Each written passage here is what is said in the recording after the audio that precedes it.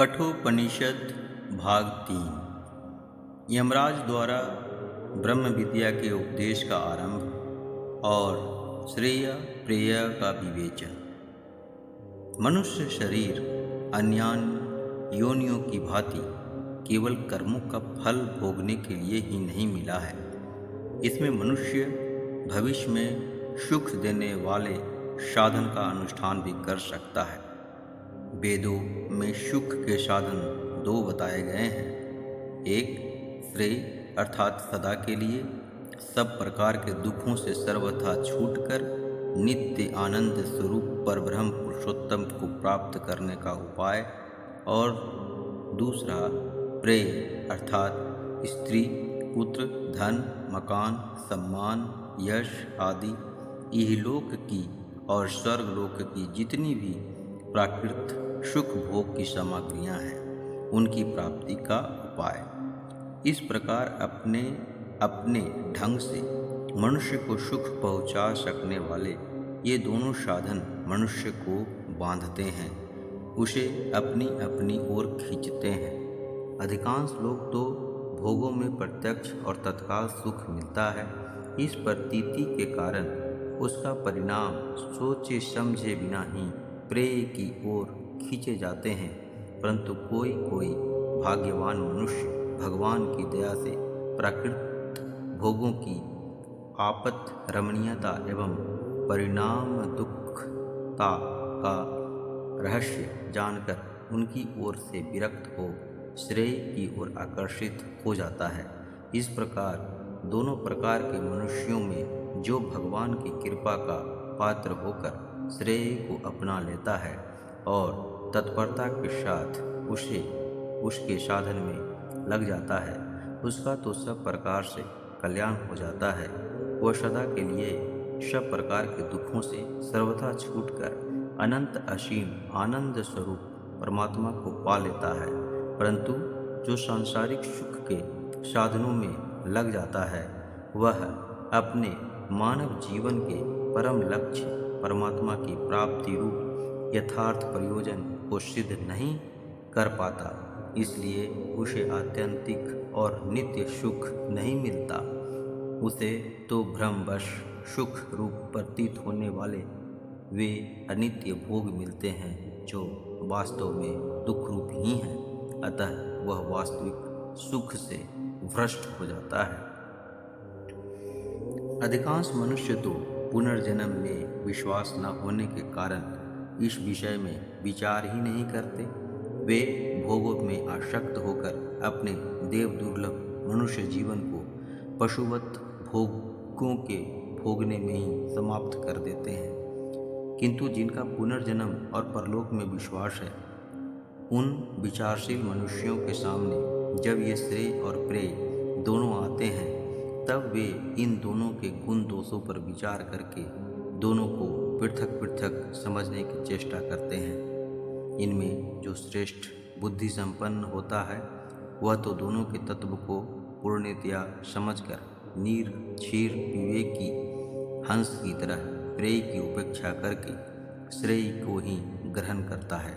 परंतु जो मनुष्य अल्प बुद्धि है, जिनकी बुद्धि में विवेक शक्ति का अभाव है, वह श्रेय के फल में अविश्वास करके प्रत्यक्ष दिखाई देने वाला लौकिक योगक्षेम की सिद्धि के लिए प्रेय को अपनाता है। वह इतना ही समझता है कि जो कुछ भोग पदार्थ प्राप्त है वे सुरक्षित बने रहें और जो अप्राप्त है वे प्रचुर मात्रा में मिल जाएं, यही योगक्षेम है। परमात्मा की प्राप्ति के साधन रूप श्रेय की प्रशंसा करके अब यमराज साधारण मनुष्यों से नचिकेता की विशेषता दिखलाते हुए उसके वैराग्य की प्रशंसा करते हैं। श्लोक 3:6 आत्मविद्याभिलाषी नचिकेता के वैराग्य की प्रशंसा तथा अविद्या में रचे पचे मनुष्यों की दुर्दशा का कथन।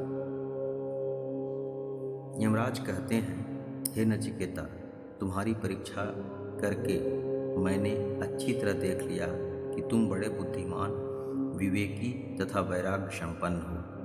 अपने को बहुत बड़े चतुर विवेकी और तार्किक मानने वाले लोग भी जिस चमक दमक वाली संपत्ति के मुंह जाल में फंस जाया करते हैं, उसे भी तुमने स्वीकार नहीं किया। मैंने बड़ी ही लुभावनी भाषा में तुम्हें बार बार पुत्र, पौत्र, हाथी, घोड़े, गौएं, धन, संपत्ति, भूमि आदि अनेकों दुष्पर्याय और लोभनीय भोगों को प्रलोभन दिया। इतना नहीं, स्वर्ग के दिव्य भोगों और अप्रतिम सुंदरी स्वर्गीय रमणियों के चीर भोग सुख का लालच दिया, परंतु तुमने सहज ही उन सब की उपेक्षा कर दी। अतः तुम अवश्य ही परमात्मा का श्रवण करके सर्वोत्तम अधिकारी हो। ये अविद्या और विद्या नाम से प्रसिद्ध है। दो साधन पृथक पृथक फल देने वाले हैं और परस्पर अत्यंत विरुद्ध है। जिनकी भोगों में आसक्ति है वह कल्याण साधन में आगे नहीं बढ़ सकता, और जो कल्याण मार्ग का पथिक है वह भोगों की ओर दृष्टि नहीं डालता। वह सब प्रकार के भोगों को दुख रूप मानकर उनका परित्याग कर देता है। हे नचिकेता, मैं मानता हूँ कि तुम विद्या के ही अभिलाषी हो, क्योंकि बहुत से बड़े बड़े भोग भी तुम्हारे मन में किंचित मात्र भी लोभ नहीं उत्पन्न कर सके। जब अंधे मनुष्य को मार्ग दिखलाने वाला भी अंधा ही मिल जाता है, तब जैसे वह अपने अभीष्ट स्थान पर नहीं पहुंच पाता, बीच में ही ठोकरें खाता भटकता है और कांटे कंकड़ों से बींधकर या गहरे गड्ढे आदि में गिरकर अथवा किसी चट्टान, दीवार और पशु आदि से टकराकर नाना प्रकार के कष्ट भोगता है, वैसे ही उन मूर्खों को भी पशु, पक्षी, कीट, पतंग आदि विविध दुखपूर्ण योनियों में एवं नरक आदि में प्रवेश करके अनंत जन्मों तक अनंत यंत्रणाओं का भोग करना पड़ता है।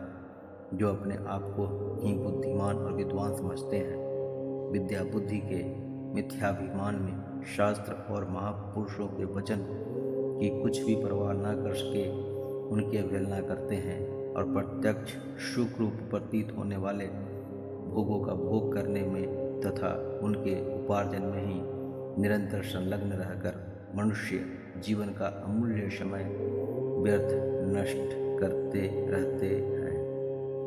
इस प्रकार मनुष्य जीवन के महत्व को नहीं समझने वाला अभिमानी मनुष्य सांसारिक भोग संपत्ति की प्राप्ति के साधन रूप धन आदि के मोह से मोहित हुआ रहता है। अतः भोगों में आसक्त होकर वह प्रमादपूर्वक मनमाना आचरण करने लगता है। उससे परलोक नहीं सूझता। उसके अंतःकरण में इस प्रकार के विचार उत्पन्न ही नहीं होते कि मरने के बाद मुझे अपने समस्त कर्मों का फल भोगने के लिए बाध्य होकर बारंबार विविध योनियों में जन्म लेना पड़ेगा। वह मूर्ख समझता है कि बस जो कुछ यहाँ प्रत्यक्ष दिखाई देता है यही लोक है, इसी की सत्ता है। यहाँ जितना विषय सुख भोग लिया जाए उतनी ही बुद्धिमानी है, इसके आगे क्या है।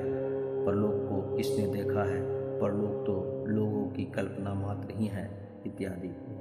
इस प्रकार की मान्यता रखने वाला मनुष्य बारंबार यमराज के चंगुल में पड़ता है और वे उसके कर्मानुसार उसे नाना योनियों में ढकेलते रहते हैं। उसके जन्म मरण का चक्र नहीं छूटता।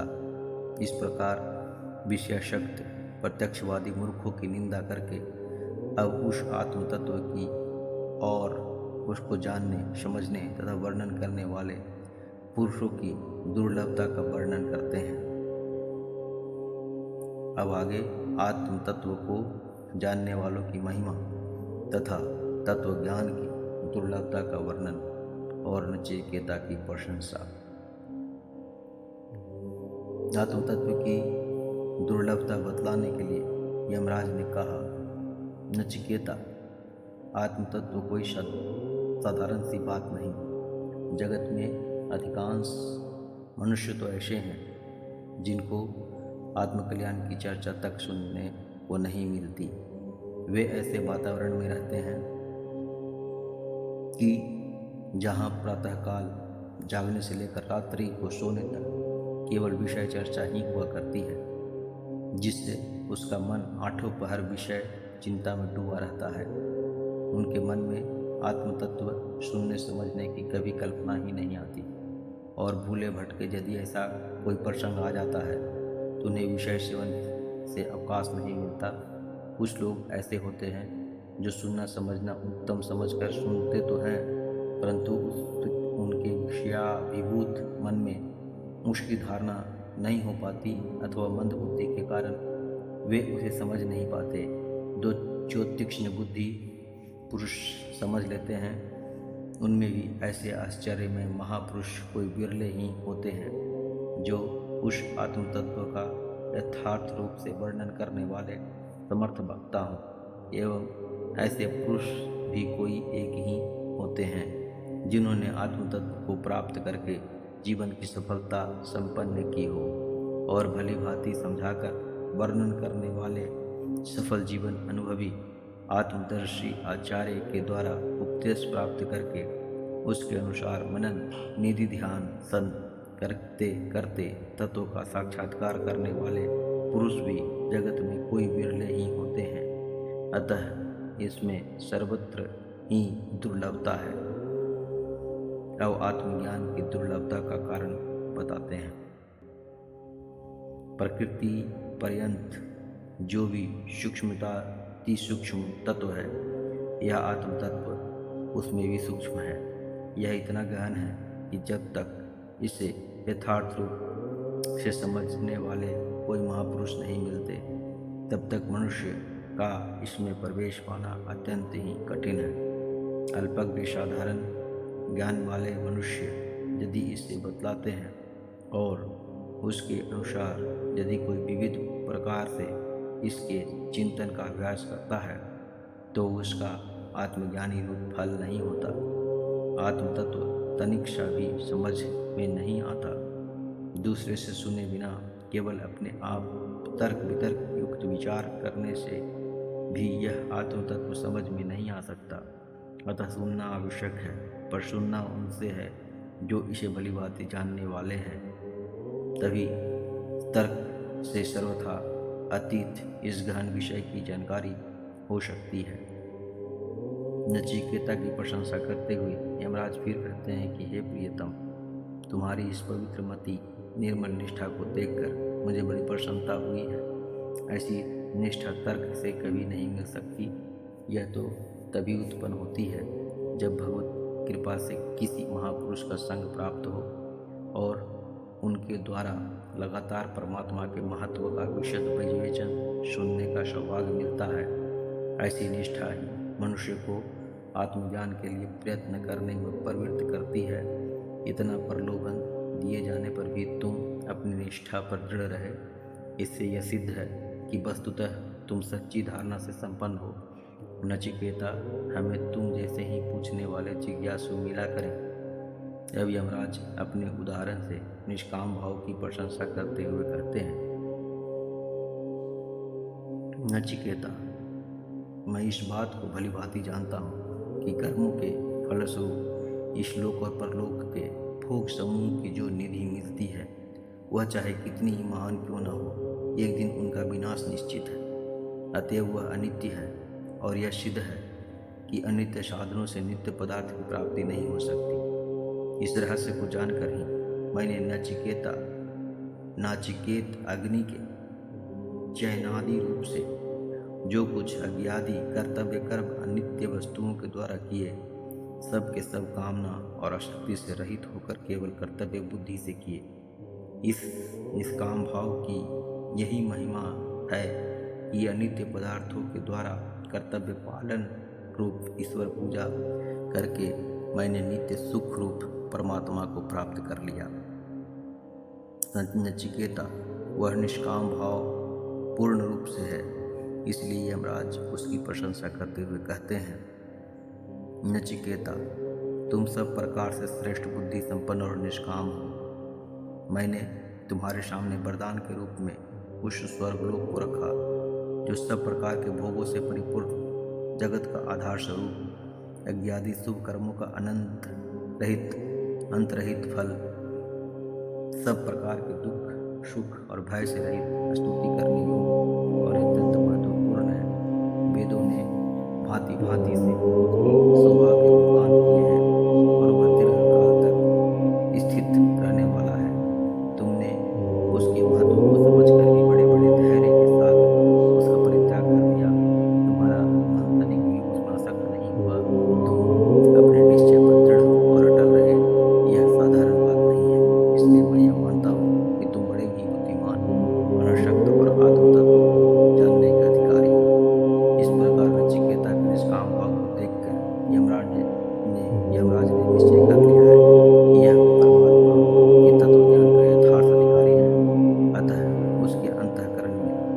पुरुषोत्तम के तत्व की जिज्ञासा उत्पन्न करने के लिए यमराज अब 2 मंत्रों से परब्रह्म परमात्मा की महिमा का वर्णन करते हैं।